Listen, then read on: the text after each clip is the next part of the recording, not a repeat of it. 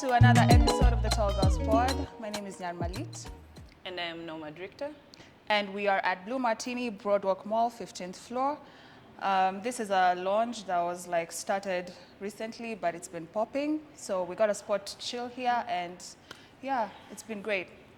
They have happy hour at, Monday through to Sunday, with an exception of Friday and Saturday from 4 p.m. to 7 p.m. Great. But on Sundays, it's longer, from 2 p.m. to 7 p.m. On Saturdays? On Sundays. On Sundays, yeah. Saturdays, instead of branching, come and get drunk.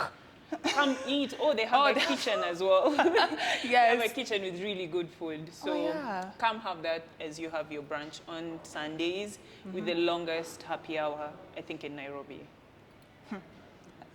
Without research. With the research. Anyway, guys, we're going to start the episode immediately. First, let's start with the story of Mustafa. So Mustafa is an artist. He's been singing for a long time. Since we were kids. Since we were babies. So there was a video that resurfaced.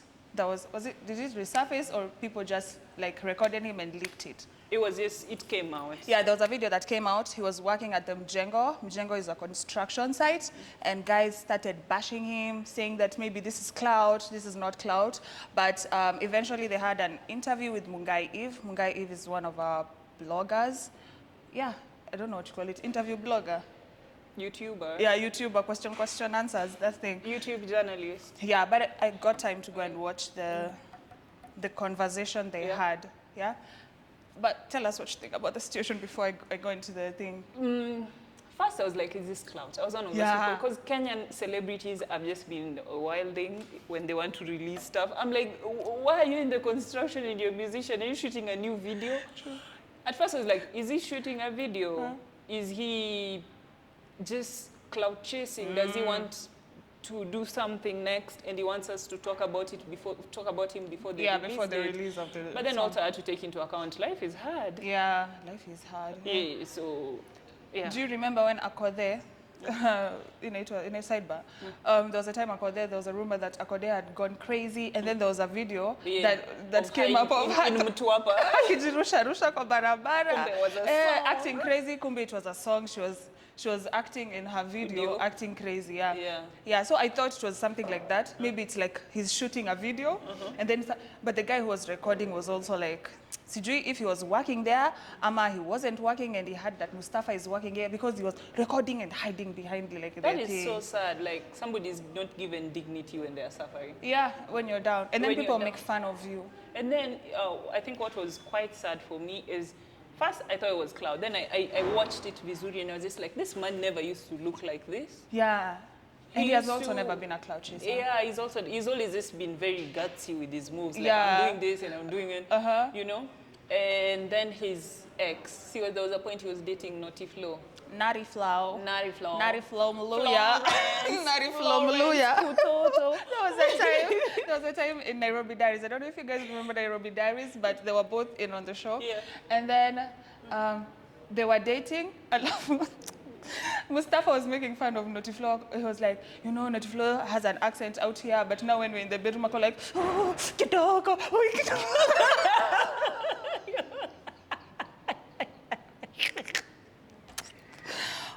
You can't hide your accent in the bedroom. Like, I'm Luya and proud. Yeah. So anyway, they were dating. She's his ex, and she was one of the first celebrities to come out and bash him. And then later on, it came out that his mom has actually been sick, cancer or something, which has drained out all his money. And I was just like, instead of begging, let me look for a job.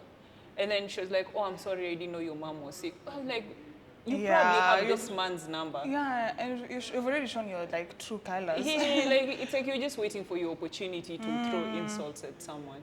So I don't know. His situation was eye-opening in many ways, which is most Kenyan celebrities don't invest. Yeah, he said he hated all this money. You get on your prime and you do all the fun things. Thinking the money is gonna just continue. And also, I think with entertainment, not even just in Kenya, with entertainment generally, people don't know when to stop. Like when you're at your top and you bow out when you should, people don't know when to do it. So you just continue dragging and faking a life, because being in the entertainment industry and showbiz generally is a lot of money spent on image. Yeah, true. So yeah, I think he spent a lot of money on image, especially during the Nairobi His Diaries. image was good, eh? Like trying to look like I have the money. Not his image physically, because what? Alikuwa anadita, he had nice lingos. Yeah, see, King of Lipunda. Hey, Lipunda, why kugonga Lipunda? Yeah, so it was all those things, and it's just any other sad story. What I took from him that I was kind of proud of is he was struggling, and instead of being, Kenyans are very entitled to people's money. Yeah, like, I entertained you guys, I am a hero. Who's hero? Yeah. And then now they forcefully want you to give them money, and if you don't give them, it's another, what's that drunkard? The one Omosh. Omosh from Tidy High. Those stories. Yeah, so, I was also very happy. From the interview with Mungai Eve, he was not asking for money. He was just like, if you guys have jobs, like, send them my way. This is what I can do. But the funny part was, like, he was saying, I can be a manager of a bar, but I opened my place and then I ate all the stock. I was like, maybe that's not the right word to use. You should say the money iliisha mahali, like you sold it, not at ulikula stock. Now it seems like tutakwenda kwa bar umalize pombe. No, no. Yeah, maybe you should have said he can manage like a couple of artists. He can run a studio. Yeah, that's but he said he could manage and run a bar. Yeah. Okay. No problem with that. Anyway, Mustafa, we wish you all the best, and I don't know, all the best with your mom's situation too. Yeah, that's sad. Nobody should go through that. True. On our second story, wait. So over 25, our veteran group of quadruplet YouTubers have called it quits after, I think, 6 years, 7 years. 6 going on 7. 6 going on 7. That's like a really good run. Yeah, that's proper longevity. Yeah, they have called it quits after 7 years, and yeah, they finally had like their goodbye video. Yeah. But I think it's been coming for like a year or so. Yeah, they we saw it. consistent with the content. You could see there was like a crack in the friendship or in the group. It was quite obvious. So what do you think about it? What do I think about it? I think sometimes I don't think when they started it, they were like, it's gonna be this big thing, and then we're going to have to like start managing it as a business. So they started it. They said they wanted to do it for fun. It's like an excuse for them to meet up as friends and talk, and then it became a business. Sasa now, we have to get some seriousness into it. I think inaweza shida hapo, but I don't know. For me, I don't mind them stopping. I don't mind them stopping. They have carried, like, I started watching them in my friend's bedsitter. Were we in a bedsitter, Doreen? It was a 1-bedroom. Yeah, we were in like a 1-bedroom, sleeping on a mattress. We were under 25. We started watching. I think I started watching Nikiwa. I'm now 22, so anyway, what's your story? I started watching when I was I started watching when I was like younger, learning issues that were over 25, and then I came into 25ness with them, and then I passed kidogo, and then I think they've carried me through that period, and I appreciate them for that, because a lot of things they were saying they were wametufundisha vitu nyingi. Yeah, I feel like they were a big part of our 20s. Big sisters. Yeah. Online big sisters. We'd learn a lot of things from them, and also see them grow. Yeah. Like, me, remember when I just joined USAU, or just before I joined, like immediately after high school, then my sister was in USAU, and I used to go for those USAU events, and watching Shiki. Yeah, Shiki is the one married to the gym guy. Yeah, with Shiv. They were in USAU, and I think Shiv was Mr. and Miss USAU at some point. But it's one of those couples you've seen like this flourish from something cute and childish to now they're like a proper family. Yeah, so it's been fun to watch. I'd say it's been encouraging. Like, each one of them watching Ivy start Money Mondays and thrive. Yeah, and thrive in her own way. Jules going through her journey, just a different version of being a woman that Africans are not primarily used to. Which is? which is I just want to live my life. I want to live my life. I just want to live my life, you know. I love Jules. I love Jules. Yeah, so it's been nice seeing Lorna like move from this space with her girls to now she's married and I have a kid, and she started like a business for plus size women, the clothes, like last year. Like I think more than anything we appreciate even like being in, apart from them like influencing us in our journeys into like growing to being women and like working with us throughout, we also like watched them and also watched their friendship dynamic. And I like that they were also honest when they had beef, they would come sort it out there because it was already out in the public. So wow, what is like your favorite Over 25 moment or episode or something you've learned from them that you'll like carry forever? I'm learning how to save money from just Ivy. I'm doing horribly.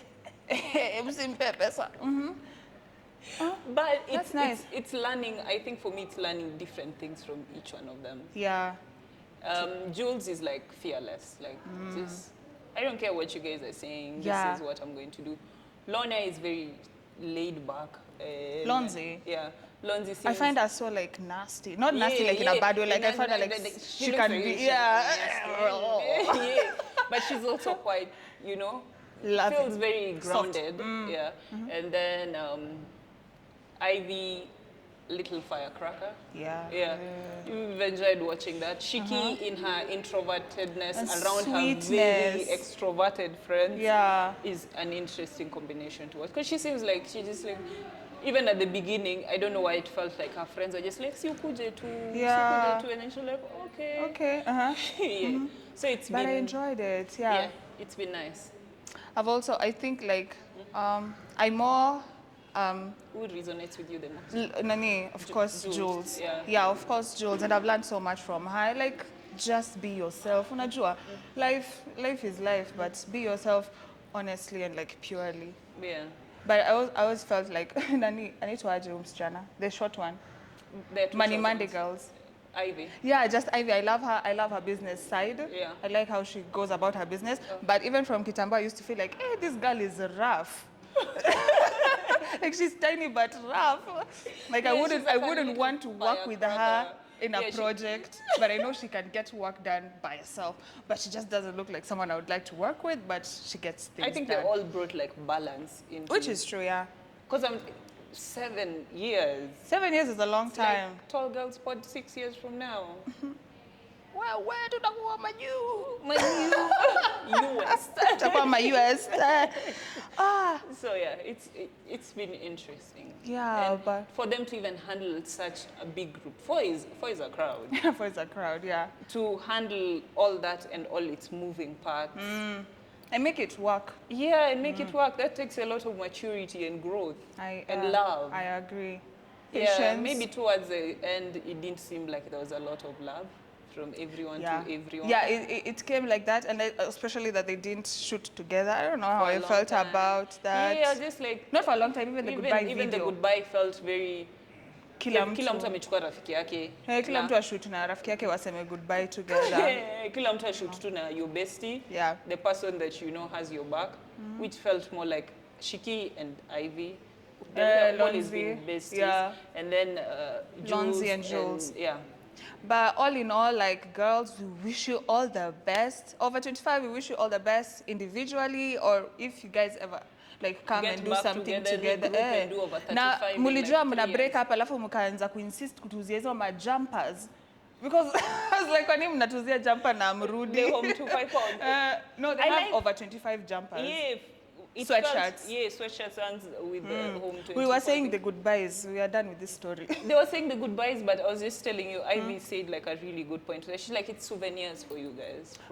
Yeah. Okay, yeah, that makes sense. That makes sense. We will get them. I think I deserve one. I'll get one. Guys, thank you for being with us during that period. And I don't know, we wish you guys all the best. Yeah. Yeah? Now, this story is yours. Noel, Alinikujia katikati ya usiku texting me about single mother stories. So this is what she told me. She really makes me sound very dramatic. She's dramatic to me. So this is what Noel told me. And we had a funny conversation, yeah? So she was online and then she followed some conversation going on, I think on Twitter. She likes Facebook. She's from Kisumu. Not that, you know, sometimes I've had this conversation with another friend. And the thing is, I think Kenyans, we also forget, like once you, a certain social class, you forget that a higher percentage of your population and your people and how they think and how they think affects other things. They're there. It's on Facebook. It's on Facebook, you just go online and you're like, how are my people thinking? Then you get worried and you get really sad. You're like, but these are my people. Facebook and Twitter is where we get the people, the way our that's people how Kenyans are. Yeah, so it's. I like to hear perspectives. I like to see personalities. So let's jump into the story. So let me give you a debrief of what she told me. So she told me that some lady had some single mother, yeah, was in a new relationship, and then in this new relationship, the guy had a problem with the way she was maneuvering her conversations or her relationship with the baby daddy. Yeah. And then the lady was like, ulitupata hapa, and we will stick. It went like this. So she just didn't. I understand somebody thinking that way. No, I don't understand it, because if you've decided to move on, just move on. Yeah. But the thing is, she was thinking that way when they were engaged. They were going to get married. And this guy... And the new man. Yeah. So now the new boyfriend is like, we are about to get into this together and take the next step in the relationship. I'm still quite uncomfortable with how you interact with your baby daddy. Yes. And then she just goes like, you found him here, you will leave him here. You found Kai. You will leave him here was the saddest bit for me. What do you mean? Why are you getting with this person if you want to leave? I know, if you want to stay with this one, stay with that person, yeah? If the other one was so good to you and you feel like another person coming in is intruding, stick to your baby daddy. Stick to your baby daddy, yeah, true. Yeah, like, so, I don't know. Then I went... Into the comments.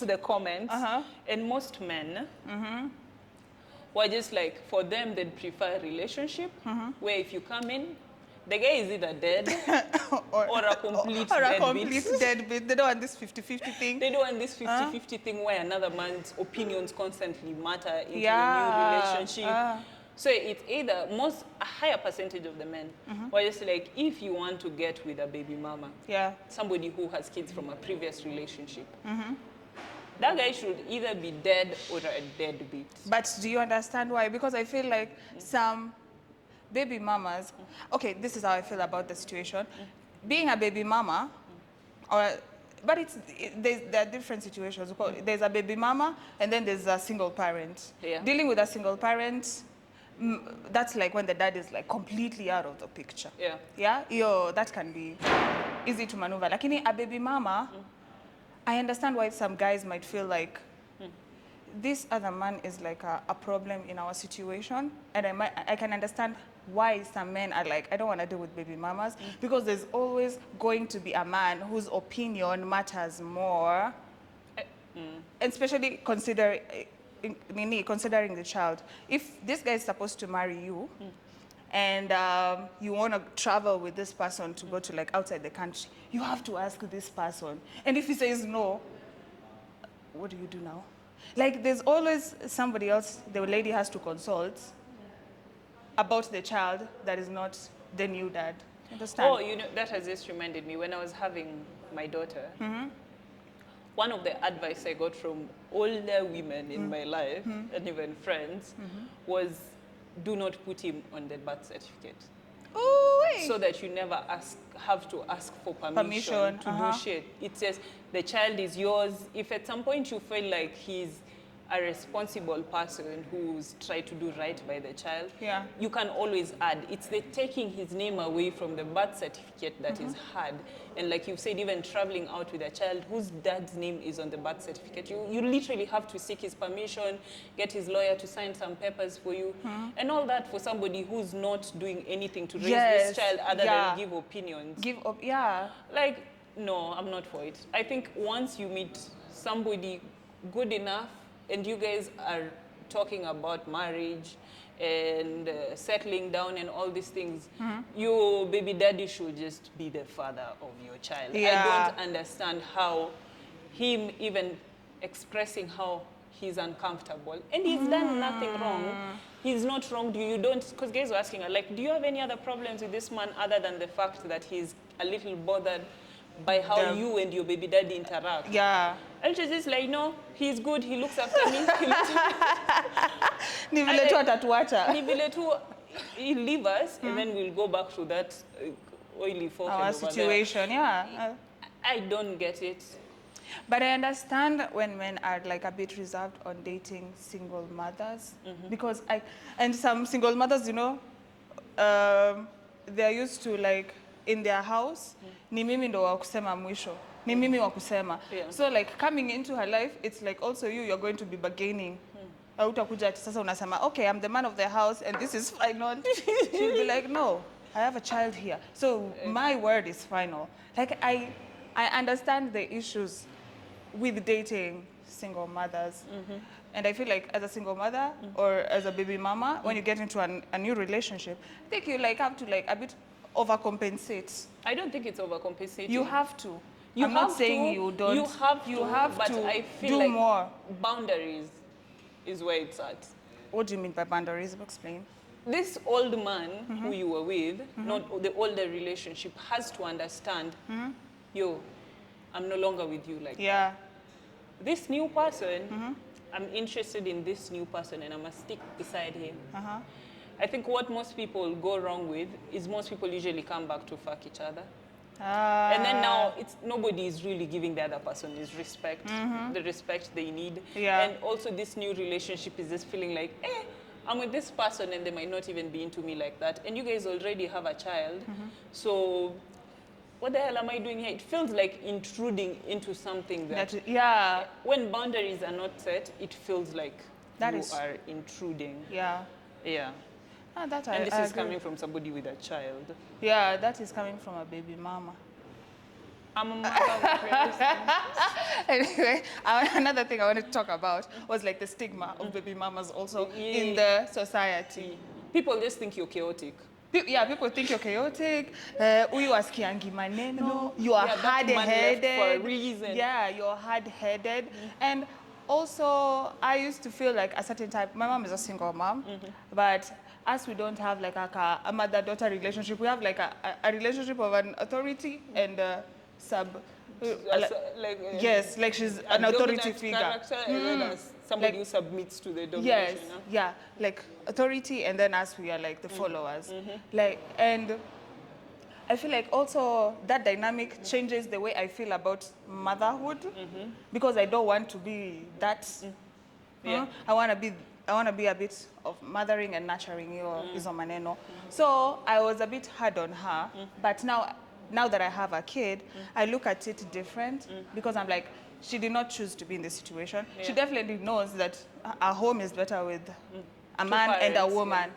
A man and a woman and the kids.